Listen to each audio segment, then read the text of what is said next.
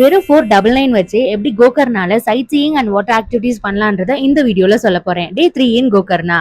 So நான் book பண்ணியிருந்தது பாத்தீங்க அப்படின்னா த நாவிகா அட்வென்ச்சர். ஸோ இதுல பாத்தீங்கன்னா பிரீமியம் பேக்கேஜ் அண்ட் ஸ்டாண்டர்ட் பேக்கேஜ்னு இருக்கும். ஸோ இதுல நிறைய ஆக்டிவிட்டிஸும் சைட் சீயிங் ஸ்பாட்ஸுமே இருக்கும். இதுல பாத்தீங்க அப்படின்னா மோர் தென் 15 பிளேசஸ் கிட்ட கவர் பண்ணுவாங்க. Like mangroves, lighthouse, dolphin வாட்ச்னு. நான் டால்பின் வாட்ச் ரொம்பவே மிஸ் பண்ணேன். ஏன்னா டால்பின்ஸ் நான் போன டைமுக்கு வரவே இல்லை. அண்ட் அவங்க ஒரு ஸ்பாட்ல ஸ்டாப் பண்ணிடுவாங்க. லைக் ஹாஃப் மூன் பீச் அந்த மாதிரி. அங்க நீங்க நிறைய வாட்டர் ஆக்டிவிட்டிஸ் அண்ட் கேம்ஸ் நீங்க அங்க ப்ளே பண்ணலாம். நீங்க கேங்காவோ இல்ல ஃப்ரெண்ட்ஸ் அண்ட் ஃபேமிலியோட போனீங்கன்னா இன்னும் நல்லா என்ஜாய் பண்ணலாம். பட் இந்த பிரைஸ் பாத்தீங்கன்னா ஜஸ்ட் 500 மட்டும் தான்.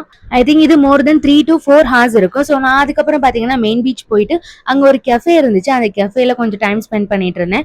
லாஸ்ட் டேன்றனால அந்த பீச்சை நான் அதுக்கப்புறமா மிஸ் பண்ண போறேன். ஸோ ரொம்ப நேரம் சன்செட் உட்காந்து பார்த்துட்டு இருந்தேன். ஸோ அதனாலேயே ரொம்ப டேன் ஆயிட்டேன்னு சொல்லணும். லைஃப்ல அட்லீஸ்ட் ஒன் டைம் ஆச்சு நான் சோலோ டிராவல் ட்ரை பண்ணணும்னு நினைச்சேன். அதுக்கான right place and right time இப்பதான் வந்துச்சு. ஸோ அவ்வளவுதான், அந்த டேவை கம்ப்ளீட் பண்ணிட்டு இவங்க தான் என்ன சென்ட் ஆஃப் பண்ண வந்திருந்தாங்க.